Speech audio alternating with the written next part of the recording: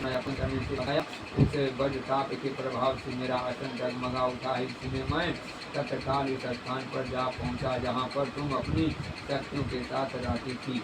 जहां पहुंचकर मैंने तुमसे कहा कि अब तुम प्रसन्न होकर बोलो क्या चाहती है। तुमने कहा मेरे देवता यदि आप मेरे ऊपर प्रसन्न हो तो मेरे पति बने। और यथार्थ कर कैलाश पर्वत बर्वापस आने पर तुमने यह प्रतिमा नहीं प्रभावित होकर दी है। और उसने सखियों के साथ महाव्रत का पालन किया। हिमबन की तरह यह तुम्हें खोजने गया, पूछे चारों ओर तुम्हारी खोज करके अपने व्याकुल हो गई है।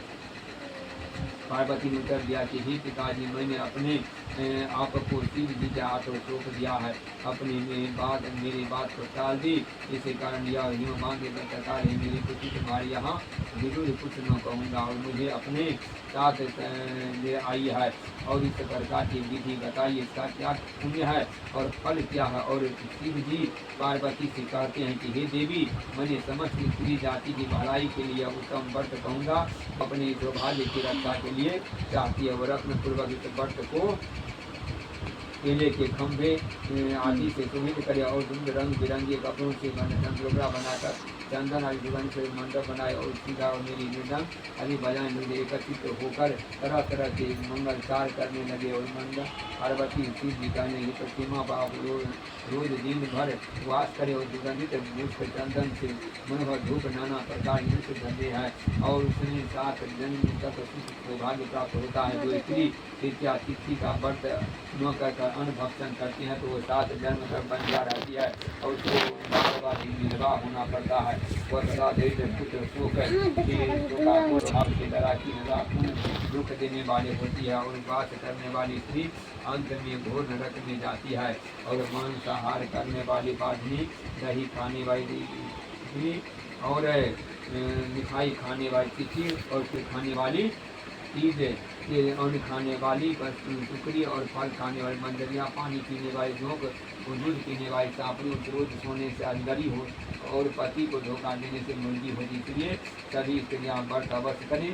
दूसरे दिन स्वर्ण चांदी तांबा अथवा बांस के पास में अन्न भरकर ब्राह्मण को दान दे और पालन करे। जो इस प्रकार का व्रत करते हुआ मेरे समान पति पाती हैं और जब वह अपने मरने लगती है तो तुम्हारे समान उसका रूप हो जाता है। उसे सब इस प्रकार संसारिक भोग और दरिद्र मुक्त मिल जाती। शहरी कालिका व्रत की कथा सुन लेने से प्राणी को एक टन 1000 अश्वमेध यज्ञ सैकड़ों जल यज्ञ करने का फल प्राप्त होता है। हे देवी मैंने इस सब व्रतों में उत्तम व्रत बताया है जिसके करने से प्राणी सब जो पापों से छूट जाता है, इसमें कुछ भी संशय नहीं है। प्रेम से हरि कालिका महारानी की जय। भगवान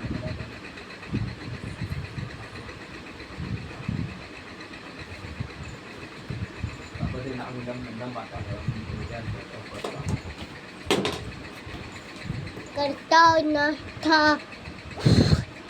आपण कुठली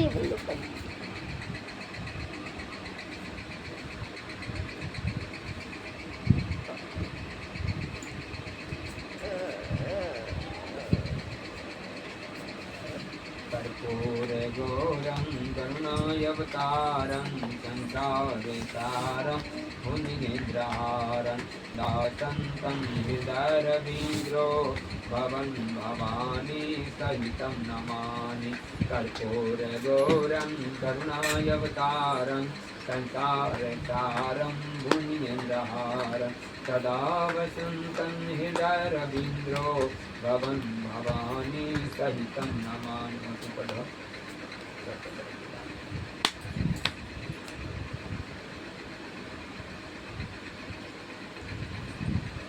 काट देंगे से हट जाएगा लेंगे।